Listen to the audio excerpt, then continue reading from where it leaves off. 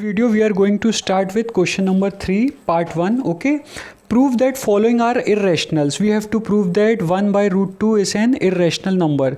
So कैसे इसको solve करेंगे, how we will solve it, let us see. Again we will do a supposition. Okay, हम एक supposition लेंगे कि let 1 by root 2 is a rational number. So let us suppose that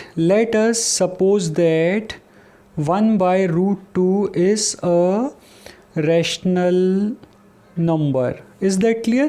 हमने क्या suppose कर लिया है कि 1 by root 2 is a what? Rational number. Okay. This implies what?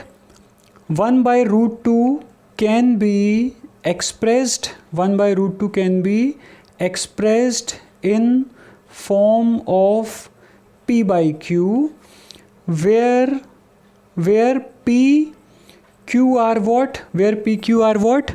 Integers. Where p and q are what? Integers. Q is not equals to 0 and p and q are what? Co-primes. ये हम पहले भी कर चुके हैं. Okay, so let us consider that 1 by root 2 is a rational number, so it can be expressed in the form of p upon q, where p and q are integers, q is not equals to 0 and p and q are what? Co-primes. Therefore we have expressed 1 by root 2 as what? p by q. हम ऐसा लिख सकते हैं. Is that clear?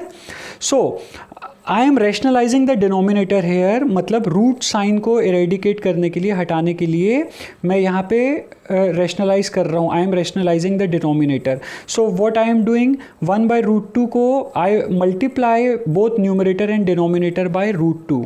Okay, so this all you have done in previous classes also, rationalization. So 1 into root 2 will be what? Root 2, and root 2 into root 2 will be what? 2. So this is equals to what? P by q. Is that clear? This means root 2 can be written as what? 2p upon q. Why? Because 2 यहाँ पे cross multiply हो गया है.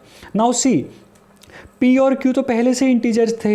Okay, 2 is also an integer. So if p is an integer and q is also an integer, then 2p will also be an integer. Is that clear? And q is also an integer. This means what? This whole term is a rational number. So now since 2p upon q is a rational number, since 2p upon q is a rational number, तो हम यहाँ पे क्या लिख सकते हैं? This means what? root 2 is a rational number. अब root 2 rational number क्यों हो गया? Because root 2 जो है वो किसके इक्वल है? root 2 is equals to 2p upon q, and 2p upon q is a rational number. Hence root 2 is also a rational number. So but we know that root 2 is an irrational number. हम यहाँ पे किस conclusion में पहुँचे हैं कि root 2 is a rational number. But we know that root 2 is an irrational number. Root 2 is an irrational number. Is that clear? Hence our supposition is wrong. Hence our supposition is wrong. हमारी supposition wrong हो जाती है. Is that clear? This implies what? 1 upon root 2 is not a rational number.